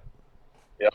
So I had to email Steve and tell him, man, I got to start scaling back on my racing, and I think unfortunately Hobo's gonna have to be the first one to go, and I'm gonna have to cut my other stuff in half too. So I knew for sure that I wanted, like, I just kind of recalibrated my whole focus on this racing thing, and while I obviously would like to do it every night, I can't. It's just not healthy for my mental health, for my obligations to real life, and something's got to change. But I knew for sure that I wanted something to do in the middle of the week to kind of break my week up, something to look forward to in the middle of the week, and then something on the weekend to like cap off the week or whatever. So I decided that it's really going to be based on what night is available. And I Mm-hmm. want to race on Wednesday nights. I want to race on Sunday nights. Yeah. And I was kind of breaking my own rule every so often, and maybe a little bit too much. But I was racing Saturday nights at ISRL, Tuesday nights at ISRL, Sunday nights at Fast, and I want to say that I was doing something on Thursdays too. And I was like, God, this has got to stop. I was making enemies over at ISRL for several reasons. I was half-assing it at Fast, and I was like, well, I want to do good at Fast. That's my original home series, home league. So, uh, yeah, I was doing the Challenger series at ISRL, which I actually ended up winning the championship in. The only season they ever did it. That was my first. That was my first championship online, actually. So I owe ISRL at least a little bit of gratitude for that. But that Wednesday night slot, there was nothing that ever really popped into it. And I was like, well, I guess I could dust off the old fuel brand and have something to do on Wednesdays by brute force. I can just make a new thing to happen to do Yeah. on Wednesdays. And I think I don't remember it too much, but I feel like you know we were in talks a lot about starting something up, and you said you were gonna. I don't exactly remember the conversation, but I do remember that when we had season 0, that it was basically you and me running the show. This Yeah, was it 2 years was. ago now. Yep, I was the owner, and you were my right hand man, and we made some shit happen. We did our first series on Wednesday nights. We met our first season, season 0. Kind of sets the foundation. I like starting things from zero when it's like that. And we ran And it was a trucks, check open car set. set, and we ran the car set too. So we had Yeah, that's right. That's right. you had to run a car from the car set. So we didn't do Yep. customs at first, and then that season went well, and then we opened it up fall 2023 season 1, and we were using Winston Cup 98 mod, and that was the first season where we got, I forget if trucks we ran cup setups, didn't cup physics, didn't we? I feel like we ran cup physics, and then we did cup physics. Or did we run CTS? No, we did CTS. Yeah. Okay, but so then cup, when we opened it up in cup, I remember we got a little more pull from some guys. I know it was me, Joven, Tyler, Josh Moyers ran a couple races, and then we had Brandon. Brandon ran, I think, half the season because he was on a bit of an NR kick at that point of the year. So he ran half the season, and I have a really cool photo, and I'll throw it up on the screen in post here. I have a really cool 5-wide photo, and it's me, Josh, Joven, Brandon, and I think Malin. It might not be Malin. It might be it might be Jerry in the photo. I don't remember, but it's a 5-wide shot. Watkins Glen. It's a 5-wide shot after the race, and it's just a bunch of us lined up. And it's a really cool photo. I'll actually see. It'd be Brandon. I'm looking at the results now. Brandon, Jerry, you, Joven, and Josh, and then Tyler, Joshua Clements, and then Tate. We're behind y'all. Yeah, that was actually a that was a bit of a bad race for me. I remember I wrecked early, and then I wrecked Tyler, I think, once or twice. Yeah, so the 5-wide photo is, and it's a fun photo too because it's one of each manufacturer. So it was from left to right. It was Brandon in his 99 Ford. Jerry was in a default Chevy 23. Joven was in his Pontiac Amoco 93. Moyers was in a Jimmy Dean Honda 68. And then I was in the Moose Subaru number 1. And so that's the 5-wide shot post-race of us all lined up. And the funny thing is only 3 of us had the fuel window banner. Me, Moyers, and Brandon had the fuel window banner. But so that's the 5-wide shot. I'll throw that up on the screen here in post, so everyone gets a good look at it. Obviously, there's a bit of a black sheep there now out of that photo, but at the time, I mean, that was. I mean, all of us were the road race course. I know of. That's the only Watkins Glen race I've ever heard of where you led 0 laps. Yeah, I remember I shot myself in the foot going through the bus stop because I had made a custom I&I. It was an edited I&I for Watkins Glen 2011 that had an increased tire fall off to where it drove more like a game track. There was up to like 3 or so seconds of fall off, even if you started the run saving like a second off of Q pace. So it was a really tire constrained race. I remember Brandon and Jerry, I think, were the best, but Brandon was able to save his stuff just a tiny bit and still be really fast. And I remember him telling me that I think he said he enjoyed it a little bit. And he said his tires were like almost red at the end of one run, or they got into red. But that 5-wide shot was, at the time, that was us, like the 5 road course guys at the time all came out and ran that race. But yeah, I was running in line behind. I think I was running in line behind Jerry in 3rd early on. The race was broadcasted by JTN too, but I was running in 3rd early on, and I got through the bus stop wrong, and I self-spun, and that put me in a hole. And then I ended up causing 2 different incidents. One I think we ruled as a racing deal, but I'm not quite sure. I know one of them was going into turn 1. I kind of dive-bombed somebody who didn't think I was going to make the move in the moment. And then Tyler and I were racing, Malin and I were really close door to door up the S's, and I got into him a little bit. I think I was to the right, so I was on the inside, and I think he barely gave me any room to really come out left, and I got into him and it wrecked him. That's my memory of it anyway. But that was our season 1. And Darlington that season had a great finish too between Brandon and Tyler. Darlington was 2 weeks later. Brandon and Tyler. We had some pretty good car counts in season 1. I'm looking over it now. We had 28 for our season debut at Fuel. Tyler Mallon won that one. Yeah, I crashed on the last lap in that one. We had the same track for the season 0 debut, the very first race of Fuel 2.0, I guess you can call it. I won that one with Ricky Collette behind me. Season 1, Tyler won that one. Long actually led the most laps, and he started on the pole for season 1. Yeah, I remember we had Huang in season 1 too. I don't think he didn't run the Glen, I think, but he was. Did. Oh, he did. I forget. He did. Looks like he had in season 1, right? Mm-hmm. He didn't race it in season 0, but he did race it in season 1. Yeah, because I remember he ran Mid Ohio, and he was Mid Ohio. We didn't have a huge count, but he was up there with me for a little bit. 14. At Glen in Mid Ohio, he came second.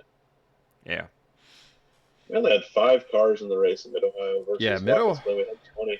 Mid Ohio was strange. I don't know what was really going on at the end of that year. I know Mallon had to miss the finale because of a trip. But yeah, season 1 was weird how it all ended. And then we also did the final 4 back then.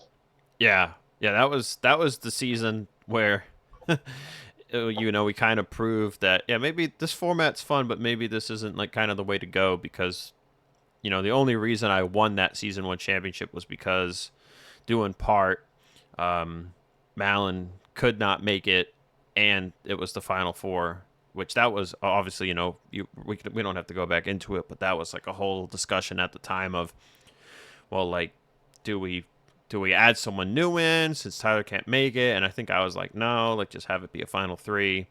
But also, I know Tyler was like, well, it should just be full points anyway. But I mean, you can't really change the format before the finale. So, I mean, otherwise he would have won that championship on the full season format. But a little bit of a Mickey Mouse for me, but I still had to earn it against I think Moyers and whoever else was in that final 3. I forget if it was you or someone else.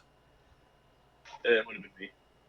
But so we started up Fuel 2.0. Well, you started up Fuel and I was there with you, and we kind of moved away from ISRL for reasons that I prefer not really to get into. There's enough drama. I'm kind of dramaed out, to be honest with you. The past 2 weeks have really taken its toll, and I almost kind of got dragged back into it Friday morning, and I was just like, enough's enough. Leave me the fuck alone. I don't want to talk about it anymore.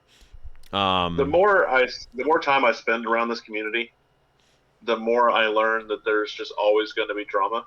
If it's not one thing, it's another. And it's always something. What it really comes down to is, as a league owner, how you respond to it, how you not necessarily shield your members from it, but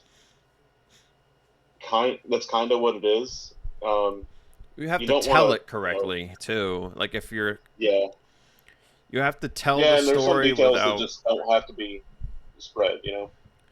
Right. Well, and there's ways. I know what you're getting at. There's ways to tell it too, because when you tell it wrong and you ostracize somebody who was completely innocent, you know what story I'm talking about. This happened back in February.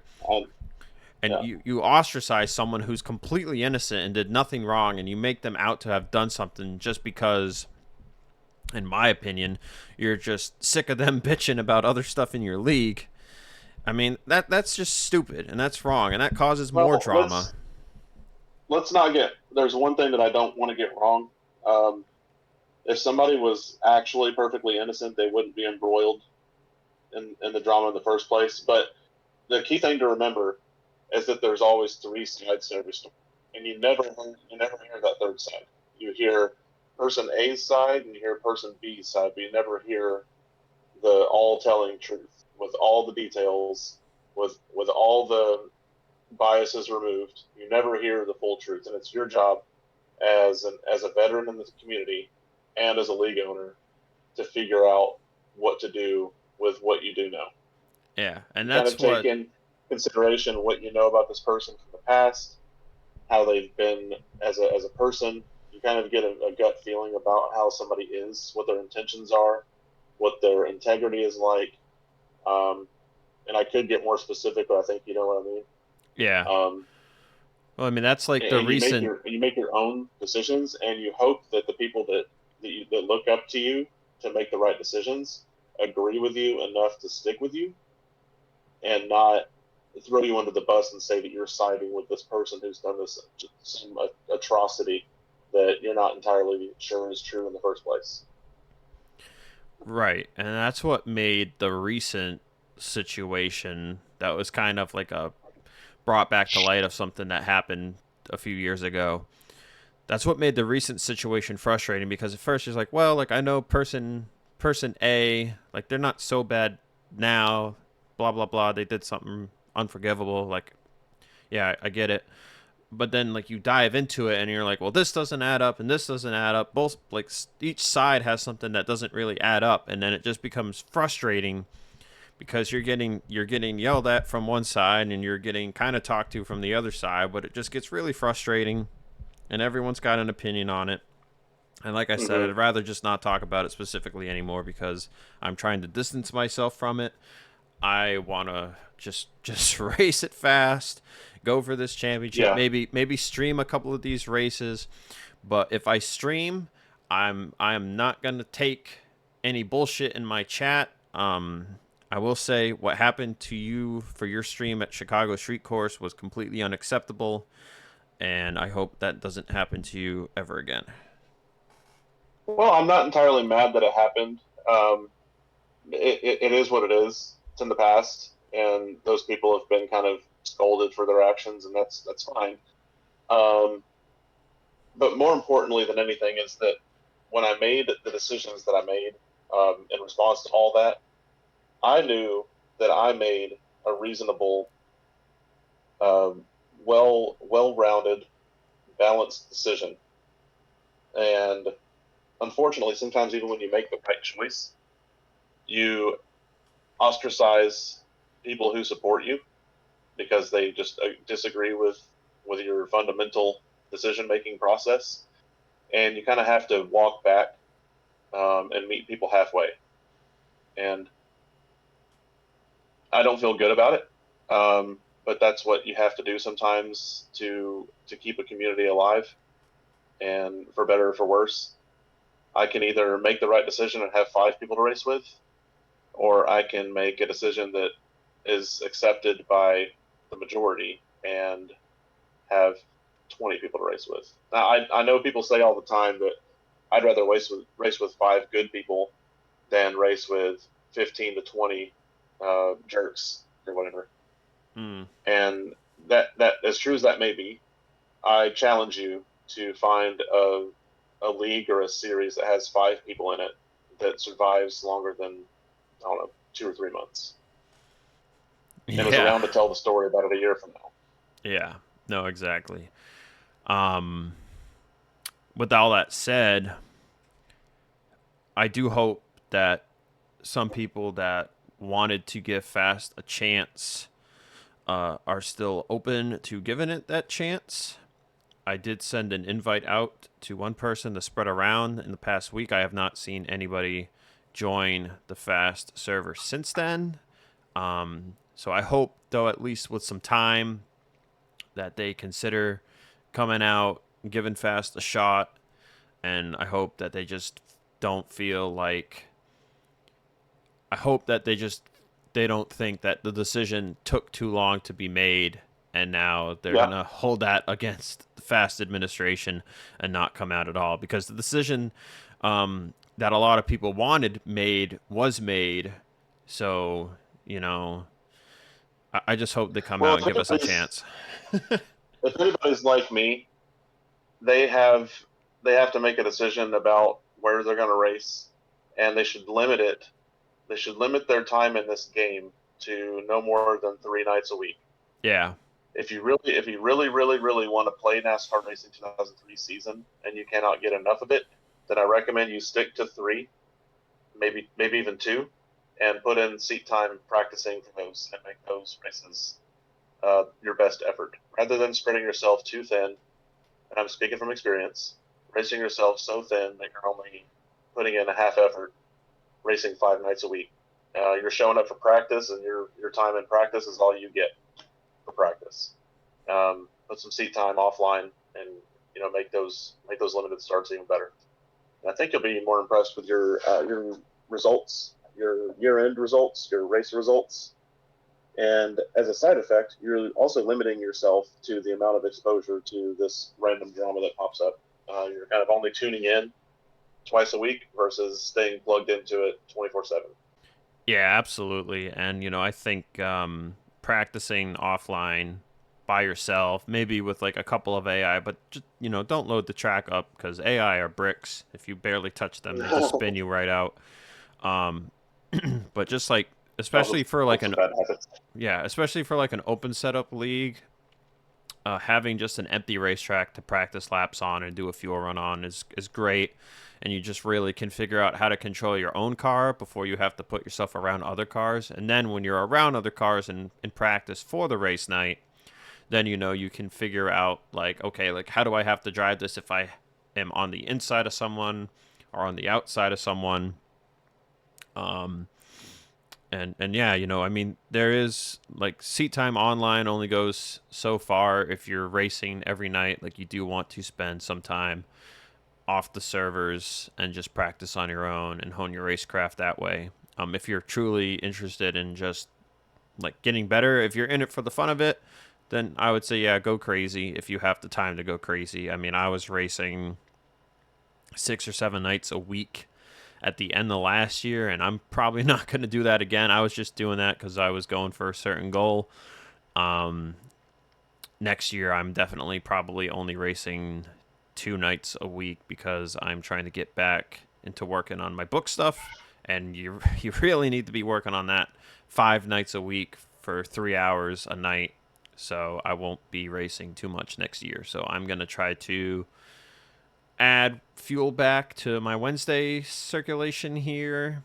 I've been taking Wednesdays off for the most part the last few months, so I'm going to add that back to the end of the year, I think. Have some more fun with y'all. And maybe a random start here or there next year, but probably not anything consistent, because I just gotta spend time focusing on other stuff, as you said. I'm single, so I don't really have anyone to worry about but me, but it would be nice to start a relationship at some point, and I know that is a time commitment, so I want to already be like ready to have like those nights open to put that time in. Yeah, absolutely.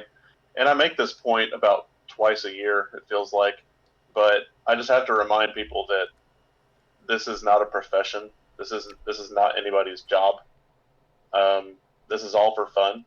And if you find yourself not having fun doing this, you have to step back. What are you doing if you're not having fun? You're wasting your time. You're putting too much time into this if you're not having fun. Find something offline to do for fun. Come back and this NR 2003 thing is just a hobby. It's just something to do to distract you from real life. And if you bring drama into this game, into the Discord servers, into the subreddits, then you're taking somebody's fun hobby and you're making it feel like a chore. And you just stop. Just stop making people feel like this is something that it's not. It's supposed to be a fun distraction from real life, just a hobby. And some people take it a little bit too seriously. I'm speaking from experience on that one too. But I've also learned that taking a step back is sometimes what people need. Yeah, I couldn't have said it better myself. So with all that out the way, let's dive back into a little more NR. We've got about 20 so minutes left here that I'd like to get this wrapped up by. So I want to get into some of the more fun questions. As you said, this is for fun. So we are going to talk about something quickly. What is the dumbest thing you've ever done on track, and have you ever intentionally wrecked somebody?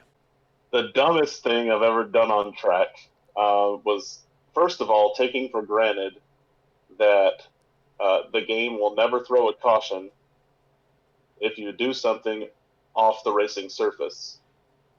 So we're at Texas World Speedway. And I bet just those 3 words, you already know where I'm going with this. But there was a race where I was just not having it, man. My setup was off. This was an open set race at Fast. My setup was off. My draft partners were leaving me in the dust. Nothing was going my way. I had crash damage from somebody else's brain fart, and I decided it was time for me to hang it up. And most people would probably, briskly go down pit road and pull in their stall and exit the game, but not me. This guy goes down pit road at full speed and does a catapult off victory lane, and quits from there. And I just hear people in TeamSpeak like, "What's the caution for?" And my heart stopped. I'm like, "Oh no!" Apparently, something either on pit road or on that victory lane is considered racing surface in the game. So my little crash into victory lane was considered a crash on track, and threw a caution for it. Whoops. So not only was that an intentional wreck of myself, but it was also an intentional bring out of the caution. And I want to say that I was suspended for a week for it.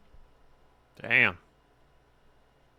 As far as intentionally wrecking anybody, I've never intentionally hooked anybody, like from the corner of their car or whatever. I've never intentionally hooked anybody, but I have intentionally run people out of room to where they had to make a decision. They were either going to wreck me or they're going to drive themselves into the wall. And I've done that to somebody on this podcast before. Well, I didn't really have a chance to decide if I was going to lift or not because I didn't know it was coming. But yes, that moment is the thumbnail for this episode. So Texas 2 months ago now. Yeah. Anyway, I feel bad about how it all went down. But I sit here today and I can't tell you that I would have done it any differently if the same situation happened again. Yeah, fuck you, Tyler, putting me in fucking wall. Nah, it's fine. Like I said, that's why I wanted to make a joke out of it, because it's better when you can like just sit back and laugh about something stupid that happened, Unfortunately, Fourth Gear didn't want to stay with me for that whole race, so I was kind of more ticked about that at the end of the night. So yeah, you lost the gear and you lost your engine that same night, right? So it blew up twice just from getting the temperature up. So it blew up twice. The first time went down pit road because I was just sitting out there running in third at like 9,000 rev. I wasn't bouncing it off the chip, but I was just running around at like max rev.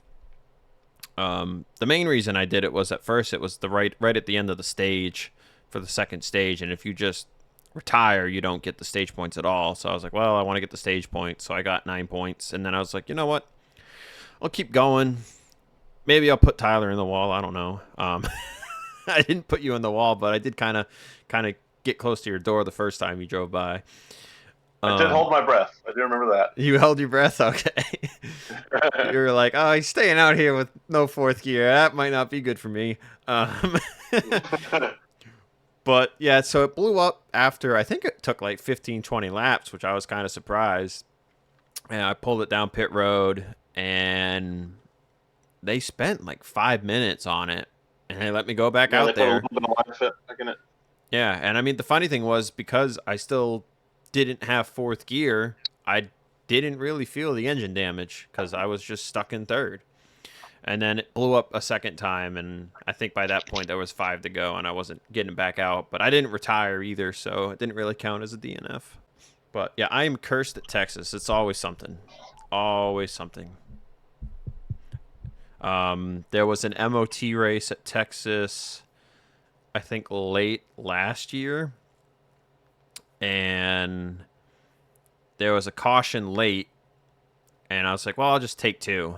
And then nobody else took 2, so I was like, shit. On Malin and Jeff Goodpaster ended up driving by me, and I got third.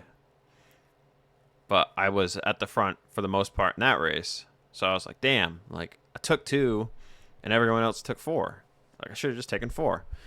Then there was an IORR race where I had taken, I think, 2 or 4, and I restarted like 3rd or 4th. And I went to pass somebody on the inside right after the line on the restart, and I didn't really like probably turn as much to the left to give myself more room as I should have, because it was the inexperienced guy in front of me, but he was just following the racing line, and I barely hit the netcode patch on the quarter panel, and it spun me around right on the restart, so that sucked. There was a race at Bomb Squad back in 2021 where a late race caution came out while I was leading, and then strategy ensued on the pit stop, and then I got put up into the wall in turn 1, and then I got run over going into turn 3. So that sucked. Yeah, something always happens at Texas. You're cursed at Texas. Now it's hard to tell if Sonoma for me is a curse or if I'm just bad at Sonoma or bad at road courses in general, but something always happens at Sonoma. I never finish on the lead lap at Sonoma. I never finish with all of my gears at Sonoma. Mm-hmm. I never finish the race with no damage at Sonoma. Yeah. And the funny thing is with Texas, it's not just Cup Physic races too. There was a Bomb Squad CTS race last year where it came down to fuel mileage, and I didn't quite save as aggressively, so I couldn't quite fight Kilojoules is the guy, Julian Wilson. I couldn't quite fight Julian for the win at the end of that one because I didn't save enough, and he was better on the long run anyway. There was a race also like 4 or 5 years ago where I was riding under caution in 4th gear, and 4th gear just broke under caution. Like, I wasn't even clutching it. It just died. That was weird. So, like I said, in the spring here at Fast, same thing. In Fast, I put the clutch in, and then when I took the clutch off, I just didn't have the gear anymore. But it was both instances of me losing 4th gear in a race setting randomly like that. We're going into turn 1 at Texas. So there's a hex. There's a hex on me for Texas for some reason. But I can win at Texas World. No problem. Got no problems winning at Texas World. I get all the luck at that track. But not Texas Motor Speedway for some reason. My bad luck from Sonoma doesn't necessarily carry over to any other road courses either. Because at Chicago, I thought I was cursed at Chicago Street Course. Because every race I've been in there so far was just like a Sonoma race. But actually, that one that you were talking about with the crap that happened in my stream chat, I brought home a top 5 with only 1st and 4th gear. So I can't be too mad about it. Yeah, what's another one? California can be hit or miss for me. Oh, I'm actually mixing up 2 consecutive night races.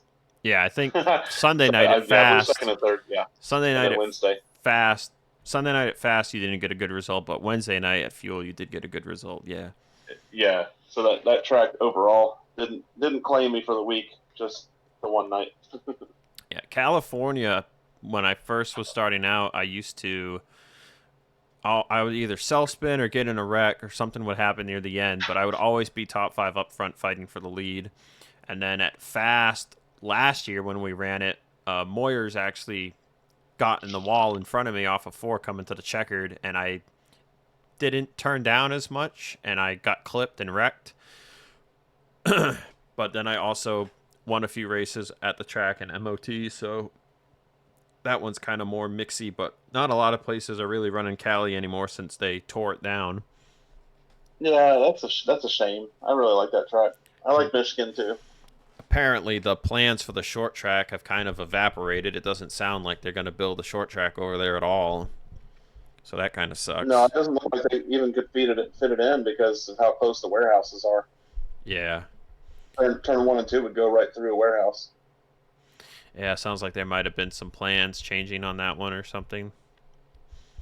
So, but yeah, that's or somebody a shame. drew the line too close to the track or something. Yeah. What race win means the most to you? probably that same one at Paris. I mean, sorry, at Under Armour, Okay. because that was a moment of like the whole team coming together and celebrated me. There was no drama. There was no hurt feelings. I just won the race. That was it, and everybody was cheering and happy for me. Welcome to the Cup Series, Tyler. That was a good night. Yeah. I've won other races, of course, but there's always been like something that I didn't feel quite good about with the other wins. Like I won at Pocono at Fuel, but that required you and Apollo to both blow your engines or you win. Yeah. I That was won my one that first got race away. at Paris. I won that race at Paris, but it required me to run out of talent under Weaver and cleaned out him and Randall both, which is the Mickiest of Mickey Mouse wins. You don't want to have me talk about Mickey Mouse wins. I I'm sure won. I've had some myself though. I won at Martinsville um, the season that I won my championship at ISRL in the Challenger Series by just not giving up. I think I went back to front 3 times in that race, and I'm not even that good at short tracks. I just had a good night. I just had the attack of the corner entry and exit just on lock all night, and I did it cleanly. So I feel pretty good about that win. I have a pretty short list of wins, but I don't keep count, so I don't know how many there are. Yeah. There I could was probably go back through my replay because I always save my replay. I could probably count how many replays have the word P1 in them and tell you how many wins I've got. So it's funny. So talk about some having good luck at Texas World. The most recent Mickey Mouse one of mine that I can recall, I did dominate the race, but I kind of got lucky with how I got the win. So it was Texas World IOR, and at the end of the race, I opted to take, I forget if I took 4 or 2, but one of the other drivers, I think it was Rafaela, who was in the lead. Either they took half a can or they took 2 when I took 4. I think it was they took 2 or no, they took either 2 or half a can, and I took 4 or something like that. But so I was closing at the end, but I didn't have their draft or I didn't have help because everyone who pit with me crashed entering pit road. So I had 0 help, and it was like six or 7 to go. So I was like 2.5, 3 seconds back, and I was closing in, but like I wasn't gonna make it.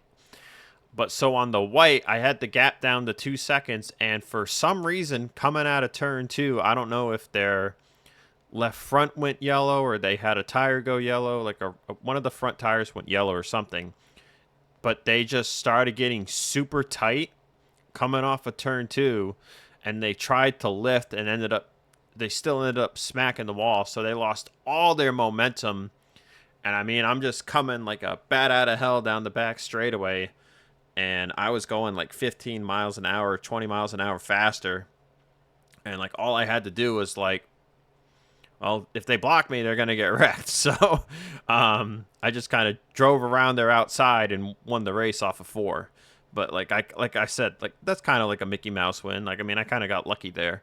If they didn't get tight and smack the wall, like they win the race. So I like racing with Hoffa. I wish she would come around in any of the leagues that I'm touching, which currently is Fuel and Fast and somewhat IOR. MOT, I want to get back out there when I've got free time.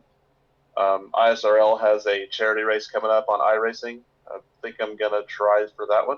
Get some iRacing rust knocked off. It's at Talladega, so no frills. There's a link being shared around the community, but that's for a good cause. Yeah, I would hope that maybe since it's a special event one-off, they would be more open to some people racing it since it is a separate server. But that would be up to them. Yeah. Okay, so here's the favorite question for NR that I like to ask. It's a 4-part question. You can answer it in any order. If you need any parts repeated, you may ask again. So the 4-part question is, what is your favorite mod, favorite track, favorite league to race at, and your favorite physics type? And you can answer in any order. My favorite physics type depends on the discipline. I honestly like racing GNS on super speedways. Nobody does it, but Huh. GNS plate racing is something else. It is any chassis type works. Chassis 5 GNS at Coke is some of the best fun you can have in the game. GNS Chassis 1 at Daytona. I know everybody's all about the CTS hype train for super speedways, but you got to give GNS a try. Okay. We do it with Cup at Fuel just because it's easier just to have one mod to race everything in, and I do like Cup plate racing better than CTS. I know there's some leagues that do Cup for everything, but CTS for plates only. But I prefer GNS. CTS I like best for road courses and short tracks. You can get back into the gas a little bit differently than with Cup. You don't have to worry about roasting the rears as much. Cup I like for tracks where you just drive the balls off of it. Cup is so much fun to throw around the corners at Michigan, Kentucky. Cup is the most well-rounded mod, physics type rather. And then PTA is its own little beast. It's in an entirely different category. It's almost like a different video game. But I like PTA on just about everything. PTA super speedways are fun. PTA short tracks are exhilarating. PTA road courses just allow you to drive the road courses along and however you want to.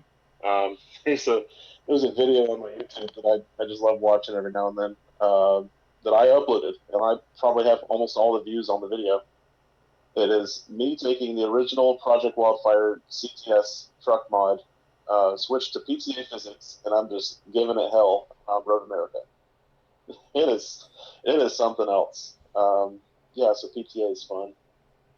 My favorite mod, again, it depends on the discipline, but I think the most just well done mod was the original Cup mod, and I like Aero 88. I like Gen 6 BR15. I think the Minx mods that came out while I was out of the community and didn't really get a chance to play with them are pretty good. The Minx 19 mod, I know that's really popular with people. I don't really have any complaints with it. I think it might be a little difficult to paint for. Cup 2000 is probably one of my least favorite. Winston Cup 98 is a pretty good mod. What were the first two questions again? So the other two are favorite track and favorite league to race at. Well, favorite league is, of course, Fuel. Everybody should try it. Everybody should come out and race full-time all year long at Fuel. I highly recommend it. Yeah, come out so you can get beat by either me or Apollo or maybe Vincenzo. You've got the three musketeers of different controls. You've got wheel, you've got controller, and you've got keyboard. So Fast, I got to give a special shout out for because that was my very first league, and it's still around, and it's still run by the same guy, Randall Coleman. He's a great dude. And then he usually races on all Area 23 tracks, but there's a few that Area 23 hasn't made. So he just goes with what he knows has produced good league racing there before. Fast for sure. And then my favorite track of all time, I don't know if I would really pick one favorite track. Under Armour has a special place in my heart because that was my first Cup wins, and I like that track. I like some of the tracks that I've made, and some of the tracks that I've made have really sucked, and don't recommend them for anybody. But Fuel Hyper Speedway, I'm really proud of. That was just a game, Bristol Night, scaled up 600%, and it's a 3.199 I think mile hyper speedway. It's like Coca-Cola but a little bit longer, and it's got variable banking. It's got a low bank and a high bank, and I tried to make it to where both banks are the fast way around, so you theoretically can run 7 lanes of racing around that place. Favorite road course, I think somebody asked in another server. But my answer for that is Mid Ohio. I really like Mid Ohio. Yeah, kind of a underappreciated track on the game, to be honest. Is only the FSC was like the only one who really made a version for it. There might be one other version out there previous, but FSC was like kind of making one, and then they kind of shut down in the middle of making it. So it was like a kind of an unfinished track they put out there that you kind of were able to take and put the finishing touches on, so it would be usable for league racing. Yeah, I made it a little more league friendly.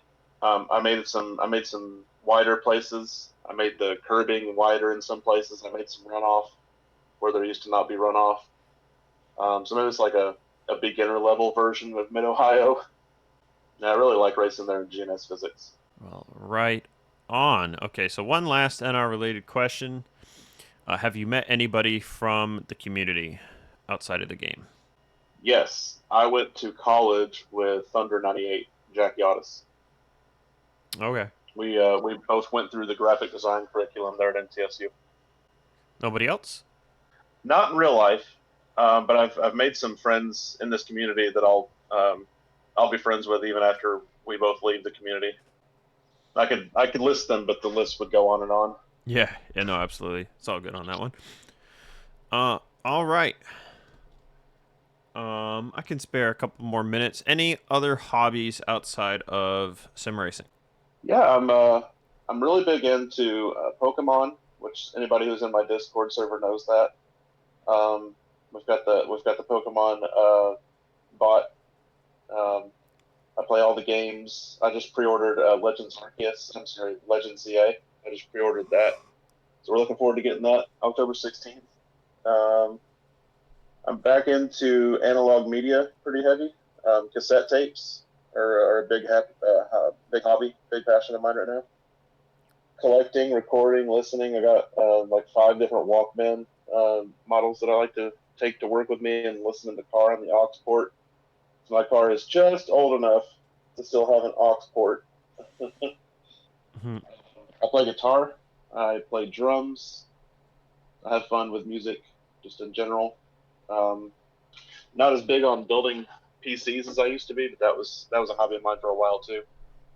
Building PCs for me and my friends. Nice. All right. Well, that's all I've got for today. So, Tyler, again, thank you for joining me for this week's episode of Who's That Driver. If you've got anybody you'd like to shout out here at the end of the show, feel free to do so. Yeah, shout out my friend Zach Rogers, wherever you are listening to this podcast. Yeah, I appreciate you having me on here. A big thanks to Randall Coleman for putting together a good league that's lasted the years. Been a good friend of mine ever since. We had our rough patches, but figured it all out. Apollo Hyde, my right hand person over at Fuel, running the Sportsman Series on Fridays, which is back in 12 days time. Oh wow, Yes. really? Back that quickly? Yeah. No long break this time? No long break this time. It wasn't even long enough for me to run a King of the Road challenge, but we will be putting the King of the Road back on next time we have a break on the Sportsman Series. I've got a suggestion for that if you're open to hearing it after we get off the recording. So, Okay. Yeah, because Fuel is my league, and the it's my way or the highway button is right there if I want to press it, but I don't. I put Fuel on for the people who race there, and the people who race there kind of make the decisions for me. If the collective total people want to race a super speedway series, I'll put together a super speedway series. If people want to go back to Winston Cup points next year for GNS, we'll do that. I don't make any decisions just based on purely how I feel and what I want. It's what's going to make everybody who supports me feel like their decisions, their opinions matter. Feel like they're appreciated for the time they put in and make Fuel what it is. Because I mean, if I did everything just for myself, I would be out there racing myself, and that's not that's not my idea of having a good night on a Wednesday. I could do that myself, just racing offline. But a league is made up of members, and members have to be treated well in order for them to stay members. So I do everything at Fuel to appeal to everybody who races there. Kind of long-winded explanation, but I want to make everybody feel like Fuel is their home, and their opinions matter. Well, right on. Can't really argue with that. So thank you, Tyler, for joining me for this week's episode of Who's That Driver, episode 17, The Art of Blocking. And we'll see who I can't get on here for the next one. I got a few people I'm interested in asking, so we'll see if we can't get them on, and hopefully we'll have another one for y'all next week. Hopefully no 2-week delay towards the next one. But once again, thank you to Tyler for joining me, and I'll see everybody for the next episode of the podcast. Thanks again to all y'all who listen. Appreciate y'all. See y'all next time. Thank y'all. Take care of each other.